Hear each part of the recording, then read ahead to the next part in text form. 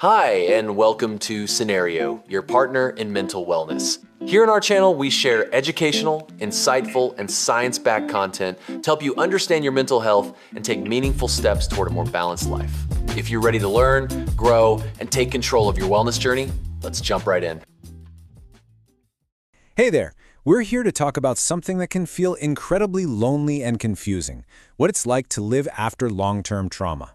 If you've ever felt lost in the aftermath, this is for you. We're going to try and bring some clarity to it all. You know that feeling when you're trying to heal, but it feels like something is just off? Like the standard explanations for what you're going through just don't quite hit the mark. It's frustrating, right? Well, that feeling of being misunderstood is exactly what we're diving into today. Well, it turns out there's a name for this experience. Complex PTSD, or CPTSD for short. And this is so much more than just another clinical label. For so many people, just hearing this term is a huge relief. It's validation. It finally gives a name to the deep, lingering impact of trauma that happened over and over again. So what makes CPTSD different from the PTSD we usually hear about? This distinction is absolutely crucial, because understanding it is the key to getting the right kind of support. So let's break down how CPTSD isn't just a different thing, but a much bigger picture. Okay, first, let's get the basics down. Standard PTSD, the one most of us are familiar with, is usually built around three main things. You've got the reliving part, like flashbacks or nightmares. Then there's the avoidance, where you do anything to stay away from reminders. And finally, there's that feeling of being constantly on edge or hyper-aroused. That's kind of the foundation. Now here's where it gets interesting. CPTSD isn't a totally separate diagnosis. Think of it more like an expansion pack. If you have CPTSD, you've got all those core symptoms of PTSD we just talked about, but on top of that, there are three more big clusters of difficulties that come from the trauma being prolonged or repeated. And these three additions are what really define the experience. First, there's emotional dysregulation. This can look like wild mood swings, or on the flip side, feeling completely numb.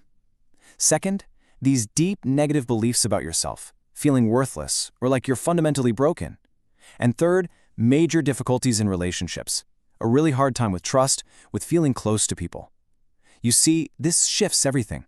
It's not just about a bad event anymore. It's about how that trauma has shaped a person's entire sense of self. Okay, so we've got the clinical terms, but what does this actually feel like? How does this show up in your day-to-day life? Let's get into the real-world stuff, the challenges that might sound very, very familiar. So on a day-to-day level, that emotional dysregulation and avoidance can mean a small, innocent comment sends you spiraling. Or maybe you feel nothing at all, just completely checked out. That often leads to avoiding things, right? Skipping that party, putting off that doctor's appointment, and sometimes it can lead to dissociation, that weird, floaty feeling where you're detached from yourself and everything feels kind of hazy and unreal. And what's going on inside your head is just as intense. Those negative self-beliefs we talked about, they make it almost impossible to take a compliment or to ask for help because you feel like such a burden. And that trouble with trust, it can make work feel like a minefield and push friends away, which just makes you feel even more alone. It's no wonder it's hard to focus on a simple task. And this quote just hits the nail on the head, doesn't it? It's not about being lazy or disorganized. When your internal world is this chaotic, when your energy and focus are all over the place, just paying a bill can feel like climbing Mount Everest. And all of this has a massive ripple effect on the practical stuff. Your productivity at work is up and down, which can put your job at risk. You might avoid looking at your bank account, or maybe you spend impulsively just to get a moment of relief. This isn't a character flaw, I really want to stress that. It's a direct, understandable consequence of the symptoms. And just knowing that can be a game changer. Okay, so we've laid out the problem, and it can feel like a lot. I get it. But the good news is there is absolutely a path forward. And that path begins with one really critical step, getting a proper, accurate assessment from a professional who gets it. This is where the healing can truly start. Now, I know the thought of an assessment can feel really daunting, but it's actually a pretty clear, structured process. A therapist will just talk with you, learn about your history. You'll likely fill out some questionnaires to map out what you're experiencing. They'll make sure there isn't a physical cause for your symptoms. And, this is key, they'll carefully figure out if it's CPTSD or something else. This whole process just ensures you get a treatment plan that's right for you. So, what does that treatment actually look like? Well, there are a few really effective, well-researched approaches. Things like trauma-focused CBT help you work with the thoughts tied to the trauma. Then there's EMDR, which helps your brain reprocess difficult memories so they lose their charge. For CPTSD, something called a phased model is amazing because it starts by teaching you skills to feel stable before you ever dive into the trauma memories.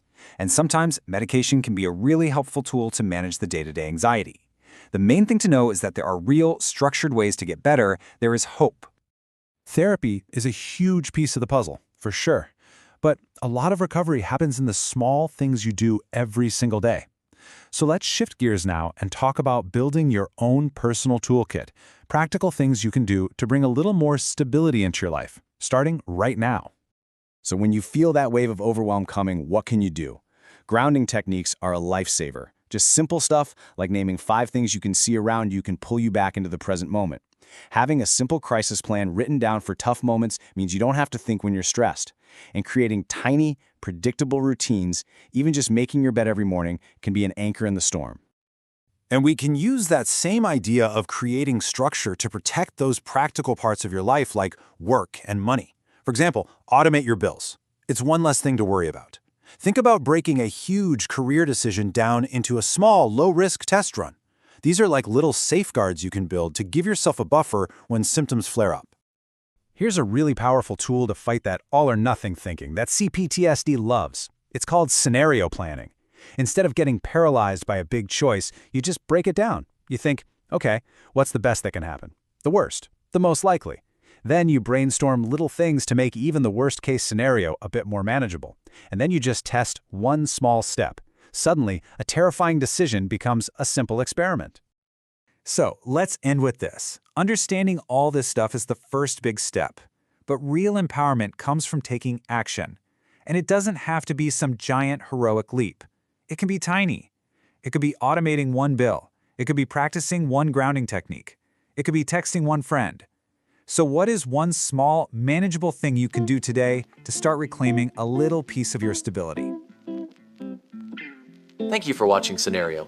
If this video helped you, don't forget to like, subscribe, and share. For personalized mental wellness supplements, visit Cenario.com. See you in the next one.